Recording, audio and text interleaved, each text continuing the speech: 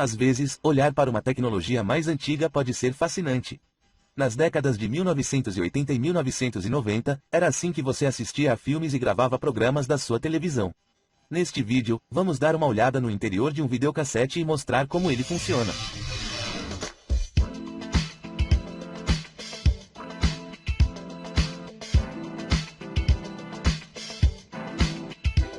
Este é o videocassete, significa videocassete recorder, toca fitas VHS, VHS significa Video Home System. Pegue a fita, insira-a, aperte o play e pronto. O videocassete está se tornando coisa do passado. Se você nasceu depois do ano 2000, talvez nem tenha usado um desses. Hoje em dia existem DVDs e Blu-ray. Por que usá-los quando você pode transmitir tudo da internet? O videocassete provavelmente não vai voltar, mas para mim, ainda é uma peça de tecnologia fascinante.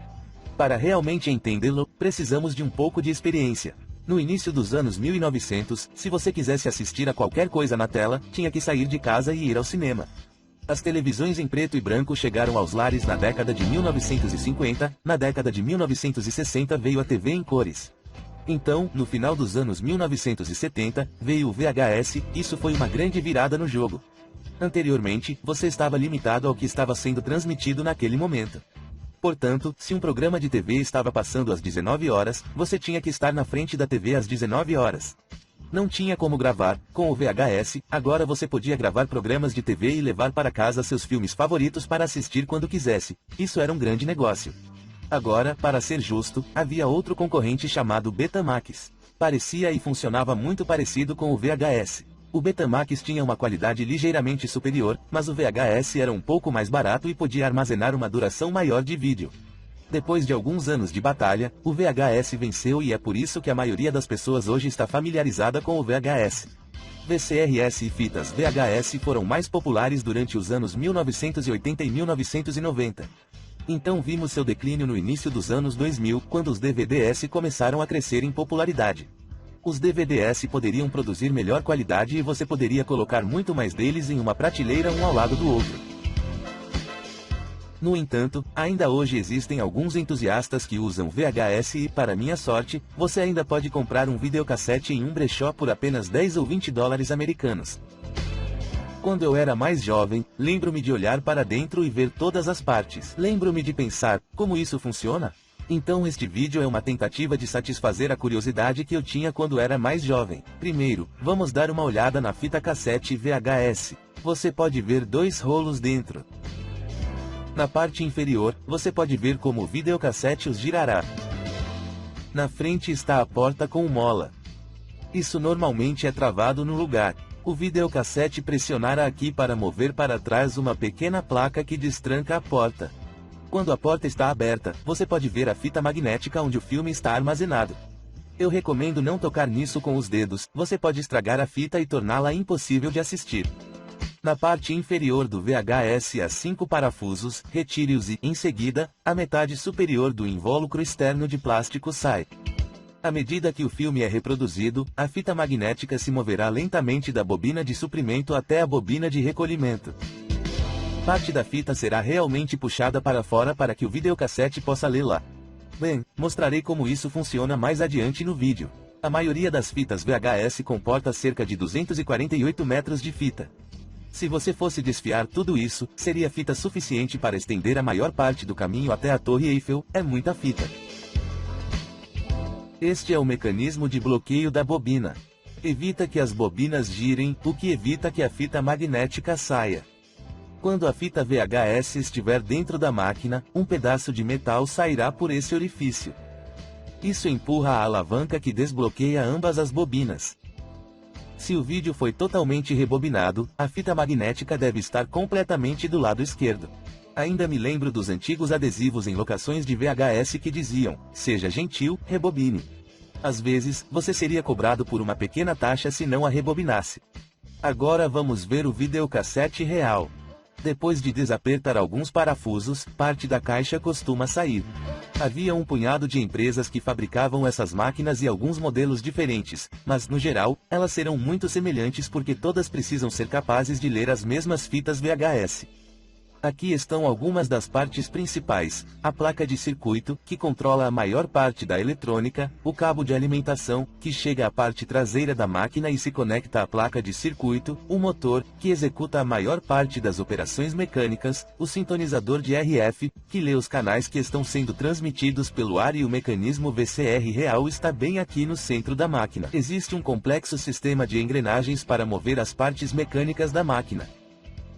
Vamos começar aqui com o conjunto de carregamento do carro, onde você insere a fita VHS. O mecanismo assume e abaixa. Entendeu tudo isso? Muitas coisas aconteceram ao mesmo tempo, vamos ver de novo.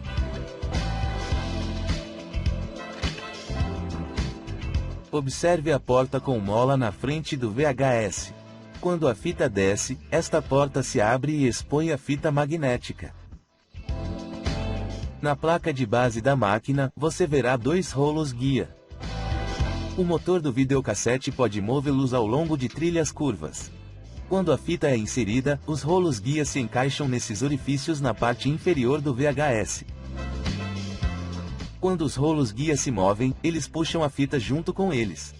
Isso acontece toda vez que você coloca uma fita VHS, é assim que o videocassete se prepara para reproduzir o filme.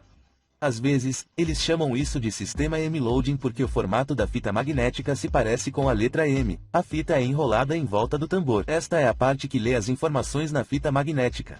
Você deve estar pensando que o tambor está torto, não é mesmo? Alguém colocou errado? Talvez esteja quebrado? Não, isso é intencional, deve ser inclinado apenas alguns graus. Mais adiante no vídeo, mostrarei o motivo, mas primeiro, deixe-me mostrar mais algumas partes. Este é o cabrestante e este é o rolete de pressão. Quando a máquina está no modo play, gira um rolo que vai puxando lentamente a fita.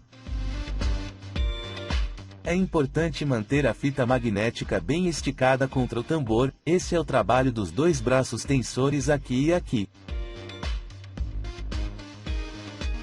Esta é a cabeça de apagamento. Quando o videocassete está no modo de gravação, a imagem e o áudio serão apagados antes que novas informações sejam gravadas pelo tambor. Este é o cabeçote da trilha de áudio e controle. Isso grava e lê o som e as informações extras na fita magnética. Quando quisermos rebobinar ou avançar rapidamente o VHS, os braços de tensão e o rolete de pressão se desengataram e os carretéis abaixo do VHS assumiram o controle. Se estiver em avanço rápido, eles giraram no sentido horário, mas, se estiver em retrocesso, eles giraram no sentido anti-horário. Eles podem se mover muito rapidamente para que você não precise esperar tanto.